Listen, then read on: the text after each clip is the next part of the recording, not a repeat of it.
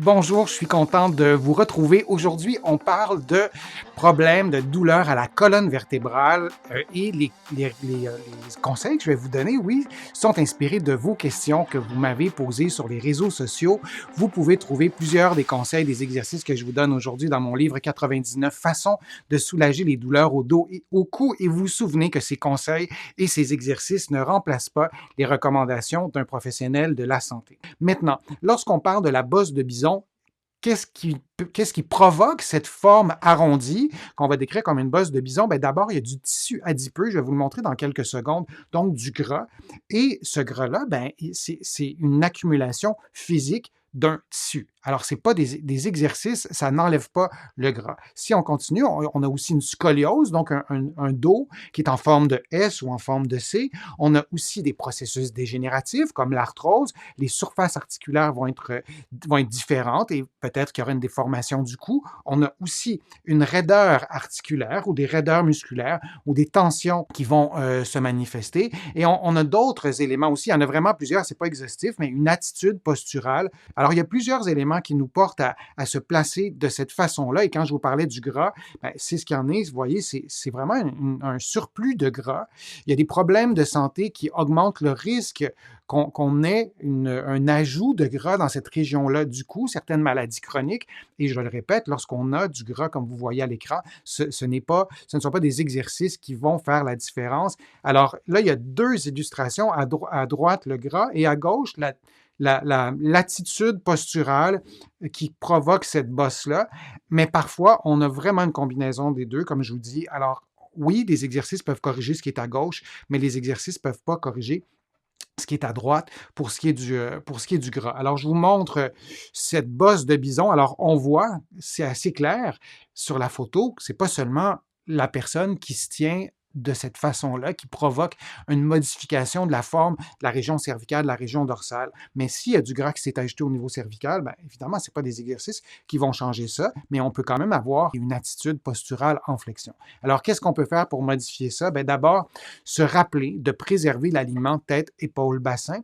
Pendant que vous m'écoutez comme ça, est-ce que vous avez un bon alignement articulaire entre la tête, les épaules et le bassin? Moi, en vous parlant, j'ai tendance à enrouler comme ça un peu le dos parce que j'ai des accessoires, des trucs où je clique. Donc, j'ai tendance à m'affaisser.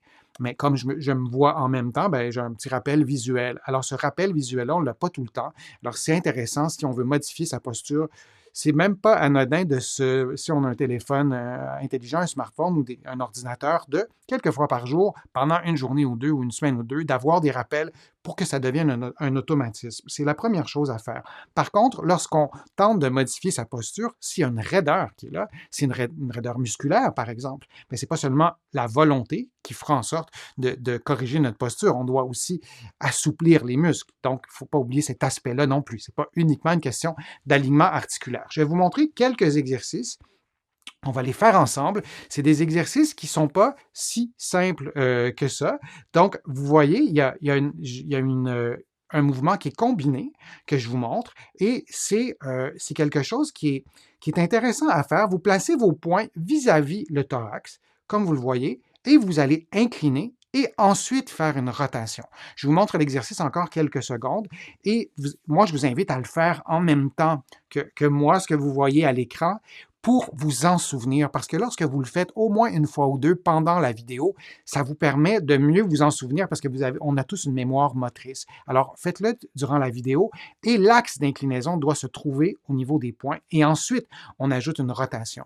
Et lorsqu'on veut faire des exercices pour retrouver la mobilité, pour améliorer sa posture, s'il y a une raideur, il faut travailler cette raideur-là. Alors, si je le fais, sur la vidéo, je la faisais un peu plus bas, mais c'est intéressant de le faire aussi plus haut parce que la bosse de bison, elle n'est pas dans la région lombaire, elle est à la région cervicale, mais aussi la région dorsale et selon les personnes, parfois la région dorsale, hein, qui est vis-à-vis mes poings, disons, mais de l'autre côté, fait en sorte qu'on a un arrondissement. Alors, si on fait une inclinaison, on veut vraiment que le mouvement d'inclinaison se fasse vis-à-vis les poings. Donc, je fais une inclinaison qui est très réduite, parce que j'arrête le mouvement d'inclinaison vis-à-vis mes poings, finalement, et j'ajoute le mouvement de rotation et ensuite je fais le mouvement inverse et de l'autre côté. Donc, je vous le remontre, mes poings sont un peu plus bas que ce que je viens de vous montrer. Et vous le faites comme ça. Alors ça, vous pouvez faire pendant 60 secondes. Vous allez trouver des exercices sur ma chaîne qui vous accompagnent dans ces exercices en temps réel. Vous pouvez les compter, 10 mouvements de chaque côté, et vous faites 3 séries. Il y a un autre exercice aussi que je peux vous montrer. Certains des abonnés sur ma chaîne YouTube, vous connaissez l'exercice.